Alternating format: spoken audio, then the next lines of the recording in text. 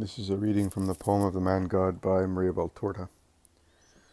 Volume 3, Episode 388, Arrival at Engedi, 20th of February, 1946. The pilgrims, although tired after a long march, which they perhaps covered in 2 stages from sunset to today's dawn, along difficult roads, cannot help uttering exclamations of admiration when, after a long stretch of road along a hillside,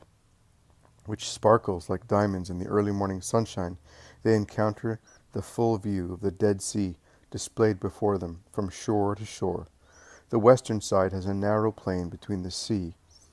and the Judean type of luxuriant hills in the hinterland, while on the west the mountains drop sheer to the sea basin.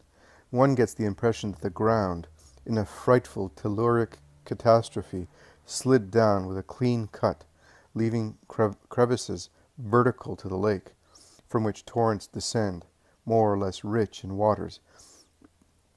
destined to evaporate into salt in the dark, cursed water of the Dead Sea. In the distance, beyond the lake and the first range of hills, there are many more slopes which are beautiful in the morning sunshine. To the north one can see the green-blue mouth of the Jordan, and mountains framing the lake to the south. It is a grand, solemn, sad, majestically admonishing scenery, in which the charming view of the mountains mingles with the gloomy one of the Dead Sea, the sight of which seems to remind one of what sin and the wrath of the Lord can bring, because such a large expanse of water without a sail, a boat, a bird, an animal crossing it, flying over it, or drinking on its shores is really frightening. And, in contrast to the punitive sight of the sea, there are the wonders of the sun on the little mountains, on the dunes as far as the desert sands, where the salt crystals look like precious jaspers spread on the sand, on stones, on the rigid stems of desert plants, and thus everything is beautiful, brightened by the diamond dust. And even more wonderful is the fertile aspect of a tableland about 150 meters above sea level, with luxuriant palm trees and all kinds of trees and vines, and where blue waters flow, and a beautiful town has been built, surrounded by a flourishing countryside. When one looks at this landscape, which is so pleasant, charming, and flowery, after contemplating the gloomy sight of the sea, the tormenting view of the eastern shore, which displays sad tranquillity only in the low green strip of land jutting out into the southeastern part of the sea, the desolate desert of Judah, the severe view of the Judean mountains, one seems to awake suddenly from an oppressive nightmare that turns into a gentle vision of peace. This is Engedi, celebrated by the poets of our fatherland. Look how beautiful the district is, nourished by so much graceful water, in the midst of so much desolation. Let us go down and plunge into its gardens, because everything here is garden, meadow, forest, vineyard. This is the ancient Hazazon Tamar, a name that evokes its beautiful palm trees, under which it was even more beautiful to build huts and cultivate the land, love one another, and bring up children, and raise flocks in the sweet-sounding rustling of palm leaves. This is the pleasant oasis, the survivor of the lands of Eden,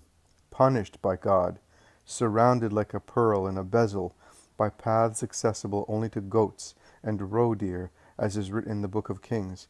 And along those paths there are caves for persecuted, tired, and forlorn people. Remember David, our king, and how kind he was to his enemy Saul. This is the Hazazon Tamar, now Engedi, the fountain, the blessed town, the beauty from which the enemies moved against Jehoshaphat and the children of his people, who were frightened and were comforted by Jehaziel, son of Zechariah, through whom the Spirit of God spoke. And they won a great victory because they had faith in the Lord, and they deserved his help, as they did penance and prayed before the battle. This is the town sung by Solomon as a comparison of the beauty of the most beautiful of all beautiful women. It was mentioned by Ezekiel because it was nourished by the waters of the Lord. Let us go down. Let us go and take the living water that descends from heaven to the gem of Israel. And he starts running down a very steep path, which zigzags down the reddish calcareous rock that in spots closest to the sea reaches the edge of the mountain, that is its ledge, a path that would make giddy even the most expert mountaineers. The apostles are hardly able to follow him, and the older ones are left far behind when the master stops at the first palm trees and vineyards of the fertile tableland, where crystal clear waters are gurgling, and all kinds of birds are singing. White sheep are grazing under the rustling roofs of palm trees, of mimosae, of balm plants, of pistachio trees, and others exhaling sweet or pungent aromas, which mingle with those of rose bushes, lavender in bloom, cinnamon, myrrh, incense, saffron, jasmines, lilies of the valley, and of flowers of aloe, and a flower of aloe, which is very big here, of cloves and benzoins, which exude with other resins from incisions in tree trunks. This is really the garden enclosed, the fountain of the garden, and fruit, flowers, sweet scents, beauty are found everywhere. There is no place in Palestine as beautiful as this one, in size and natural charm. While contemplating it, one understands many writings of Eastern poets where they celebrate the beauty of oases as if they were paradises spread over the earth. The apostles, perspiring but full of admiration, join the Master, and all together they go down a well-kept road towards the seashore, where they arrive after crossing several cultivated embankments, from which beneficent waters flow in small, smiling cascades to nourish all the vegetation as far as the plain, which ends at the beach.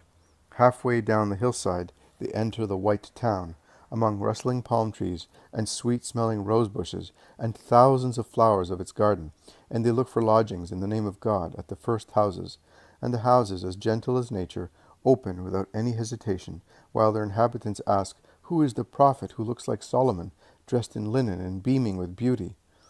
Jesus, with John and Peter, enters a house where there is a widow with her son. The others scatter in various directions, after being blessed by the Master and agreeing to meet in the main square at sunset.